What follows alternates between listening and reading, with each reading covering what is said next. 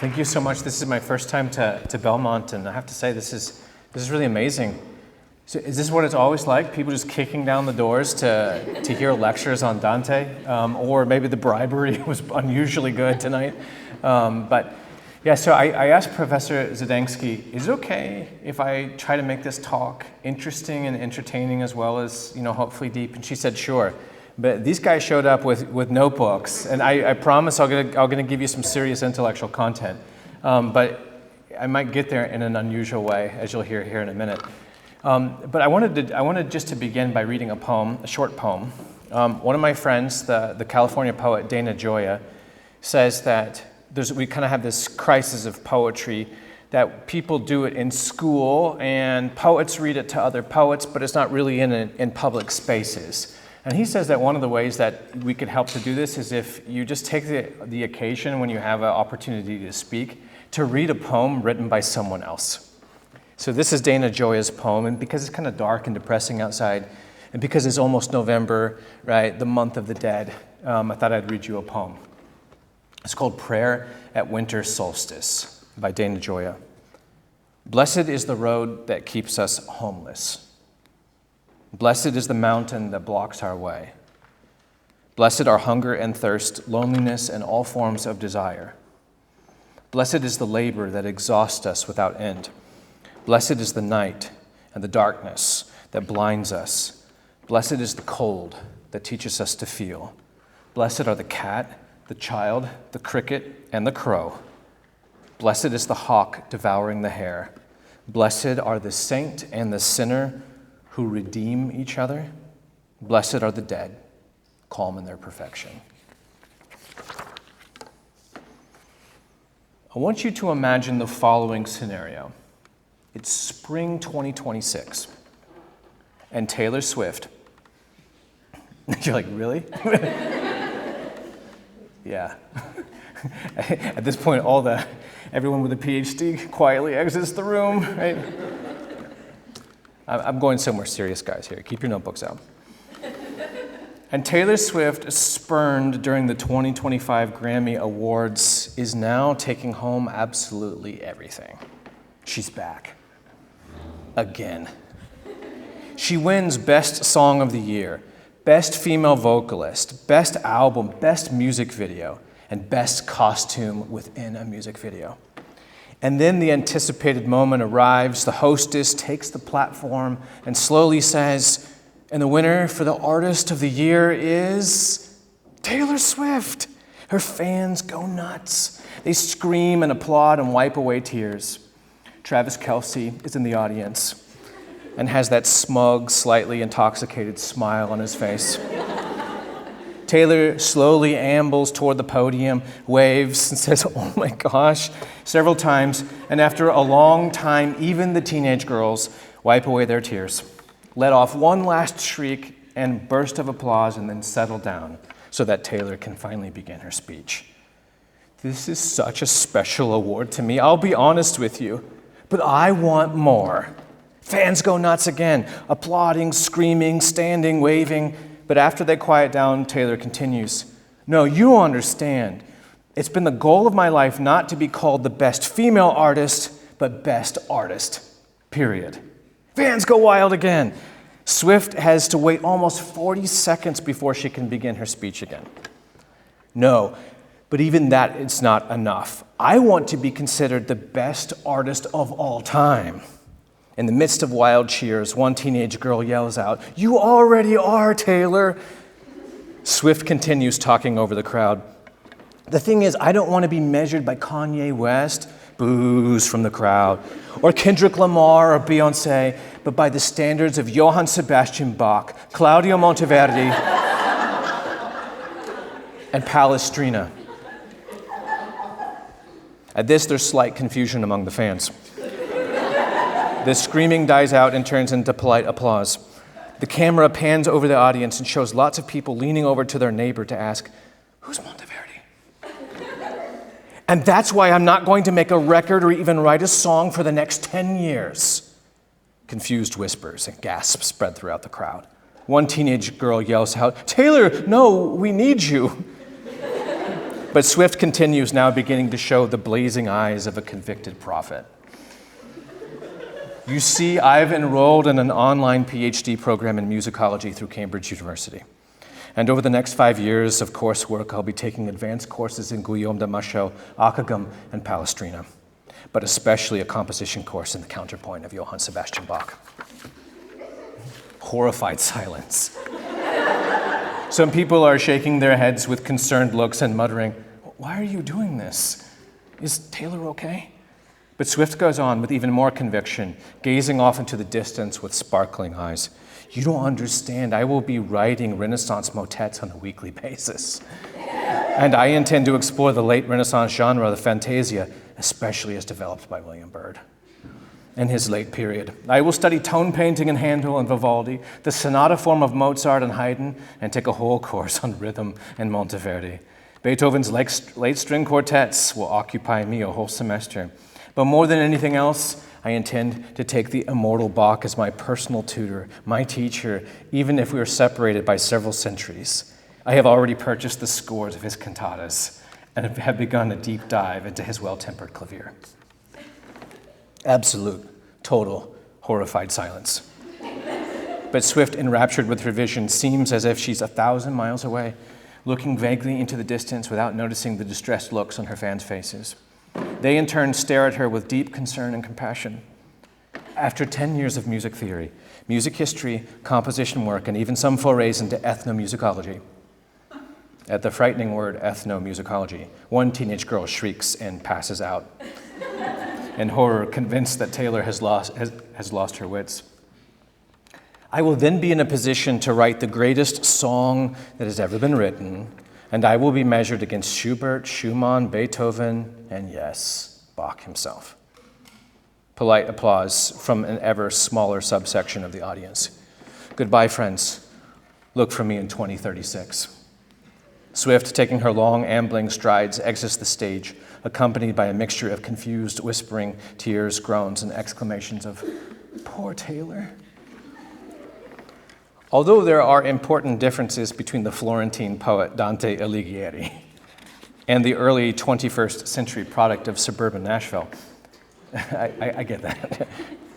I'm starting with this anecdote to bring out an important similarity. Before Dante was famous for being the author of the comedy, that great 700-page, soul-searching, inside-out, desperate quest for God, he was just an author of short love poems anywhere between the 14-line sonnet and the 100-line philosophical canzone. Think of him at this period of his life, that is in his 20s, as a medieval singer-songwriter who, unlike most artists, wasn't content with one genre or one sound or one vibe, but rather spent his 20s experimenting in every kind of genre of love lyric poem. By 1295 or so, he had gathered up his own youthful poetry into a kind of eras anthology, if I may. But he also wrote an autobiographical narrative to explain how these scattered lyrical experiments all fit together. The work was called Vita Nuova, the new life. And yes, if you're counting, Dante was the sort of guy to write his memoirs before turning 30. But not even that was good enough for Dante, because he began to hunger for something even more, to write a poem that would go beyond all of his vernacular predecessors. By fusing all of these seemingly mutually exclusive goods into a harmonious unity. Is it possible to get the mathematical order of Bach and the melody of Mozart and the sweetness of Schubert and the transcendence of Palestrina all into the same piece? In any case, something like that is what Dante wanted to do. He wanted to write what I call, in all caps, the perfect poem. A poem that described Beatrice's beauty so perfectly that it would communicate a religious experience to everyone who read it, even if they had never even seen Beatrice themselves. This future perfect poem would be such a perfect work of art that it would set hearts of the noble on fire, give comfort to the just, this is what he says, convert sinners, and freeze the hearts of hardened sinners who had moved beyond repentance. Don't you wish you had one of those kinds of poems? The perfect poem would be like Sam's vial of light in The Lord of the Rings. It would be like a pure crystal that would capture the beauty of Beatrice, And Dante could hold up this poem and let it glow, and it would shine even in profoundest darkness.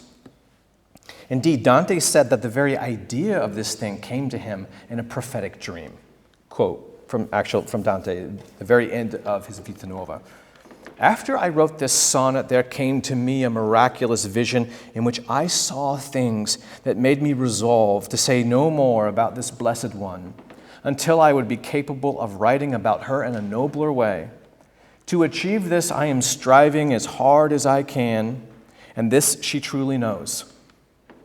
Accordingly, if it be the pleasure of him through whom all things live, that my life continue for a few more years, I hope to write of her that which has never been written of any other woman. End quote. And thus Dante announced that he would dedicate himself to a period of an intense study. He no longer wanted to make something just to make the top 10 charts. Rather, he knew he would have to lay a foundation. And so he began to study the old masters. Although Dante never wrote the perfect poem, we've got a pretty good idea of what it would have been like, in part because we're incredibly lucky to have a little treatise that Dante wrote sometime just before he began writing the comedy, or the Inferno. The work is called How to Be Eloquent in the Vernacular, De Vulgari Eloquentia, for the guys in the front row with the notebooks. Write that down, guys.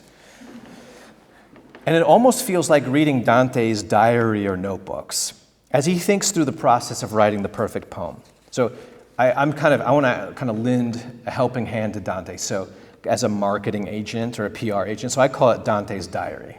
I promise you it would sell better than putting De Vulgari Eloquentia on the cover. In this extraordinary and extraordinarily strange, incomplete Latin treatise, Dante makes a stupendous claim.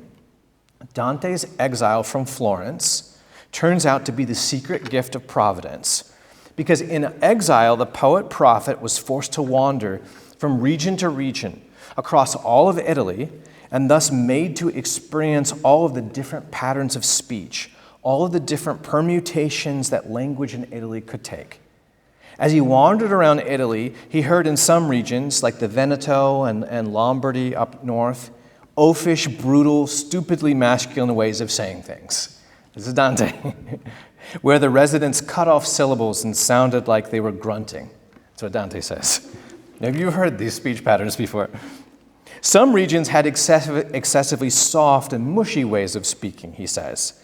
And some regions had so many harsh consonant clusters, like double X's and double Z's, like the Genovese, he says, that if you took out the harsh sounds, they would have no words left.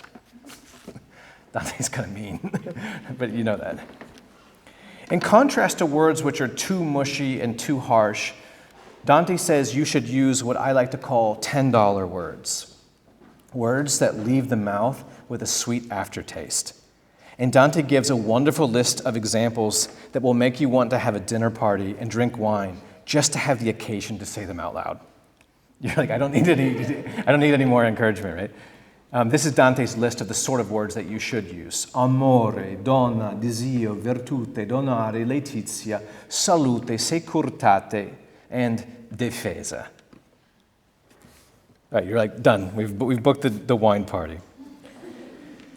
And so even though Italy had no court where the perfect vernacular would be cultivated, that's okay, because Dante was going to engineer it.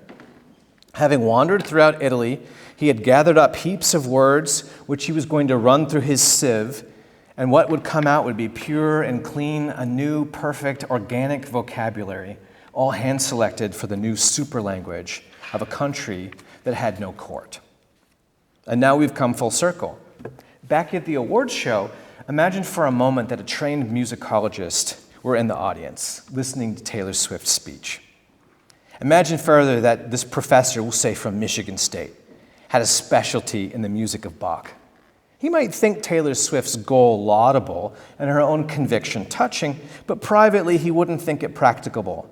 And not because of lack of training or knowledge, but because of the inherent limitations of the genre of popular music in which Swift sings. Even Bach couldn't be Bach if the Elector of Saxony commissioned him to write a song called You Belong With Me. It's not Swift, it's the very generic limitations of the medium. In a similar way, cranks, critics, and pedants in the age of Dante thought that all poetry written in the vernacular languages, that is, all of those Romance languages that descend from Latin, French, Occitan, Italian, Spanish, might make for catchy songs, but they could never equal up to the venerable classics like Ovid, Virgil, Horace, and Boethius. Cool fact, not only did medieval monks memorize the poems of Boethius and Consolation of Philosophy, but they wrote little musical notations in Gregorian chant. They're called neumes. They chanted Boethius, right? That's what Dante was up against, right? That's the venerable old master tradition. And so we have a problem, because the young Dante really did want to be measured against Ovid and Horace and Virgil, not his near contemporaries like Arnaud, Daniel, Guinizelli, and Cavalcanti. In my silly example, he wanted to do something analogously to my version of Taylor Swift, who wants to rival Bach.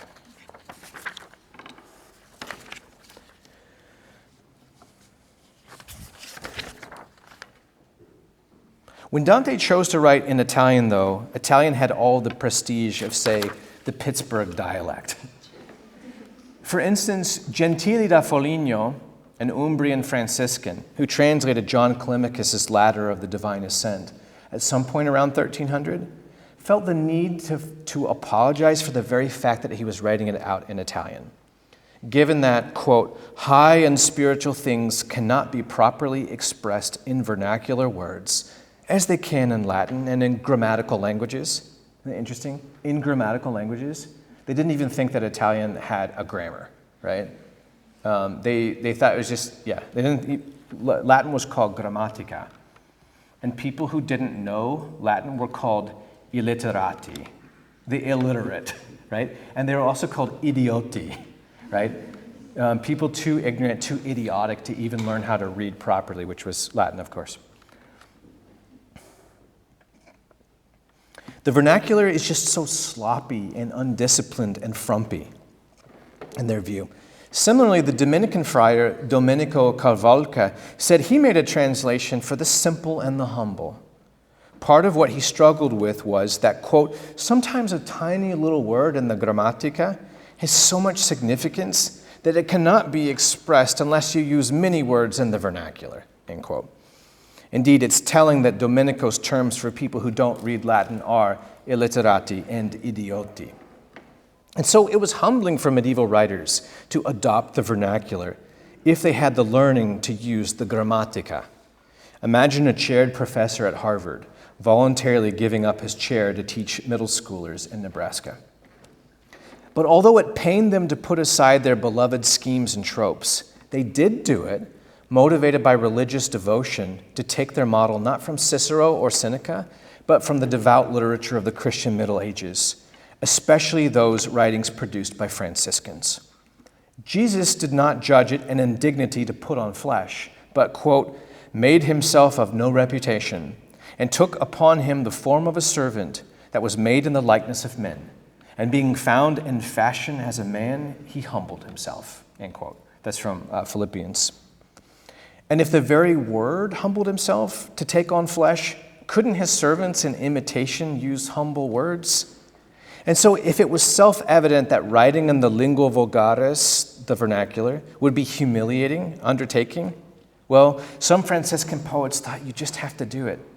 You have to learn humility and embrace the indignity. And they didn't just use the vernacular, but they used local dialects with homely words. But seemingly what they thought was if they lost the cosmological meaning of the syntax, they gained in warmth and fire of the heart and rootedness in the body. As it turns out, Dante never wrote the perfect poem. Indeed, in a dramatic flourish that still thrills scholars today, he left his treatise, De Vulgare Eloquentia, Dante's diary, off in mid-sentence, ... right? And no ellipsis has ever been more exciting. Like, that's self-evident, right? The most exciting ellipsis in the world. Because shortly after that, Dante started Inferno, which has words like this. This is from my new translation. If I had rhymes sufficiently hoarse and harsh to be a fitting match for this sick whole, on top of which all other rocks exert their weight, I'd squeeze the juice of my perception most fully. But because I don't, I'll have to go on speaking, but with a sense of fear, because it's not an easy enterprise, no joke, to map the center of the universe, especially in a tongue that calls out mommy and daddy. That's from Inferno 32.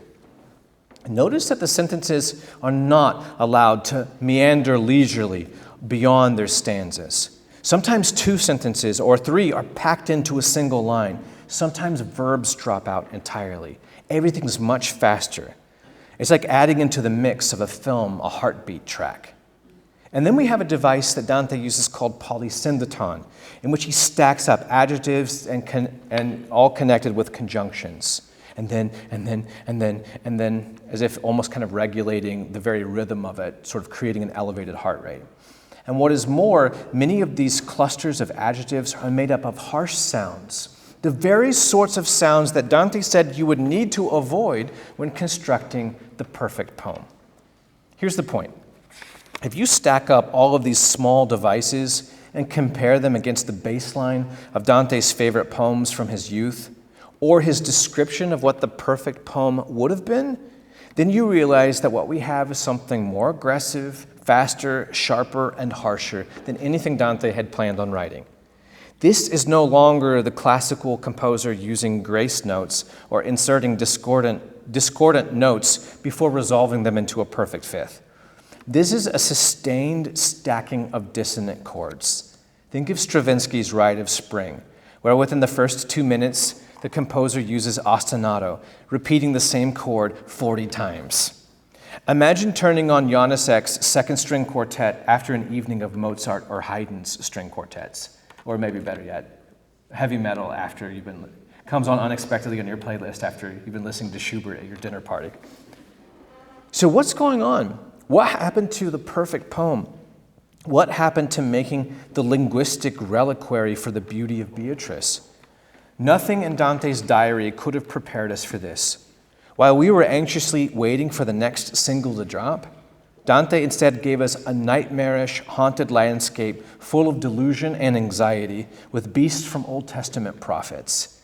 It was no longer the hour, he said, for suave and winning words. When, for instance, Dante confesses to his great-great-grandfather that he's afraid of being a timid friend of truth, that is, he's afraid of not speaking out stridently enough, his old-fashioned, tough, military-minded grandfather's grandfather tells him that his prophetic voice should be like a wind that breaks the tops of trees. This in Paradiso 17. And even more brusquely, he sums up Dante's poetic vocation like this, quote, "Where there's rot, let them scratch," end quote. That's from Dante. What are you trying to do with your poetry, Dante? Where there's rot, let them scratch.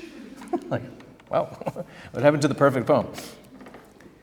This would be a good place to end the talk if we were merely discussing Dante's Inferno.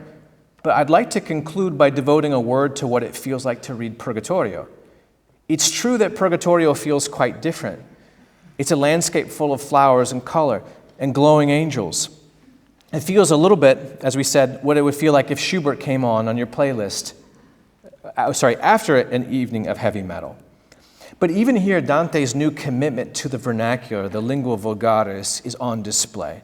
Let me give you an example of what I'm talking about. Every night in Purgatorio, some of you know this, Dante spins on the mountain. He arrives on Easter Sunday morning and has to leave the following Wednesday afternoon. He looks up at a cloudless sky and is overwhelmed by the stars. For instance, when passing through the refining fire that cleanses the distorted love of the lustful, Virgil, Dante, and Statius, his two guides, have to pause to wait out the night, resting on the steps of a steep stairwell that goes right up the mountain. Remember this? Here's what Dante says. "And just like goats in tranquil rumination, who had been rowdy, capricious among the hills before they'd found repast, but now in shade are quiet while the sun is hot, now guarded by the shepherd who leans upon his staff and stands to watch their rest, or like the watchman who sleeps outdoors and spends the night beside a somnolent herd and watches lest a beast should scatter them, just so were we three, all three together. And I was like the goat, and they the shepherds. Flanked by walls of lofty rock on either side, there little of the outside world could be seen, except a tiny patch where I could see the stars, much brighter and larger than is their usual habit. While ruminating on them and marveling at them, I was overcome by sleep. The sleep that, oh, that's kind of nice. Yeah. It's Bach's Cello Sonata number 1 in G major. Who could apologize for that? While ruminating on them and marveling at them, I was overcome by sleep, the sleep that often knows the news before it even happens. In the hour, I think that in the Orient, Cytherea first shone upon the mountains, in whom the fire of love has always burned, there came to me within a dream, a lady. End quote. This passage is extraordinary, not only because it introduces a beautiful prophetic dream, we've already heard of those before, haven't we? But also because it describes the radiance of the morning star, Venus, also known as Cytherea, and describes the star as burning with the fire of love, which sounds even better in Italian, foco d'amore, right? The foco is the fire of di amore, foco d'amore. Venus burns with foco d'amore, the fire of love. But what we do not, this is the Dante we expected, the one who's using those $10 words, right? Foco d'amore. But what we do not expect in this is this juxtaposition of the lofty, the refined, and the beautiful, the foco d'amore, with the concrete, the bodily, and the haptic metaphors of chewing on grass. Remember the goats? Dante does not look at the stars, but, quote, ruminates on them, right? Like a cow, right? Ruminando.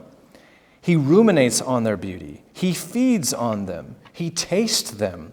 And he draws nourishment into his being by means of marveling at them.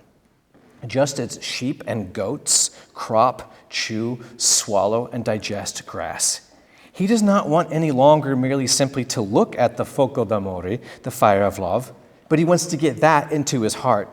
He doesn't want to look on beauty, he wants to eat it. This use of concrete embodied metaphors for intellectual acts is something I labored to bring out in my new translation. Too often, even well-loved, best-selling translations of the comedy made by eminent scholars, none of whose names I will mention here, don't Google them. Too often, these scholars have inadvertently killed these metaphors and thereby turned Dante's poetry into something disembodied and all in the head. Too much in the head and too little rooted in the nerves and the heartbeat. For instance, one admired anonymous translation renders the passage I cited above by replacing the unusual and arresting metaphor of ruminating with this, quote, amidst such sighs and thoughts. Uh-oh. Page 8 has gone missing. This is not good. Page 8. It's meant to be. Okay. This is good because page 8 is actually really good. Okay. I'll back up a tiny bit. So Dante says ruminating, right? A well-admired translation says, amidst such sights and thoughts, I was seized by sleep. Just completely obliterates the unusual metaphor of chewing and tasting. In contrast to what I did, while ruminating on them and marveling at them, I was overcome by sleep. At another point, the pilgrim tells his master Virgil that the answers he has received are so good that they create within him more questions. This is how Dante puts it. Your words have helped me to discover love, but this has made me pregnant with more doubts. Isn't that interesting? I have more questions. Your answer was so interesting, I got more questions. But Dante chooses the metaphor of pregnancy, right? Weird. What was in the body, the womb of Dante's mind was pregnant with doubts, turns into an intellectual phenomenon, all in the head, in a contemporary translator who says, you left me perplexed. He just kills the pregnancy. On another occasion, when Dante is speaking with Marco Lombardo, who is disgusted by the world's greed, the old cavalier experiences a visceral bodily reaction upon merely hearing Dante's question. Quote, "Deep sighs emerged, squeezed out by sorrow into an oh. Then said, 'Brother, the world is blind. It's clear you've come from it.'" This utterance from the body is rendered by one modern translator like this: "He heaved a heavy sigh with grief wrung to a groan." End quote. Dante's onomatopoetic bodily grunt of pained exclamation turns into an objective description. I could list at least 24 others. But most extraordinary of all is that we find these opposing stylistic tendencies in Dante, sometimes in the same passage. That is, toward the classical, the complicated, and the cosmological, and also toward the earthly, the homely, and the humble. In Dante's fugue of words, words move in these opposite directions in the very same passage, almost as if in the right hand were playing ascending scales, and the left hand were playing descending scales at the exact same time. The language of Purgatorio is full of snatches of Latin hymns and prayers and citations from Scripture. But sometimes Dante lets these sacred phrases that start in Latin unfold within the vernacular, as if the very words of the medieval church were being received into the vernacular womb of Dante's mind, where they're gestated and born as poetry, the poetry of our daily lives.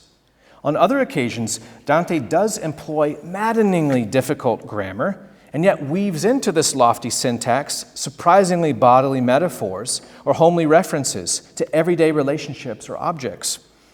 For instance, you might expect that when one classical poet talks to another classical poet, they're going to use a style that floats.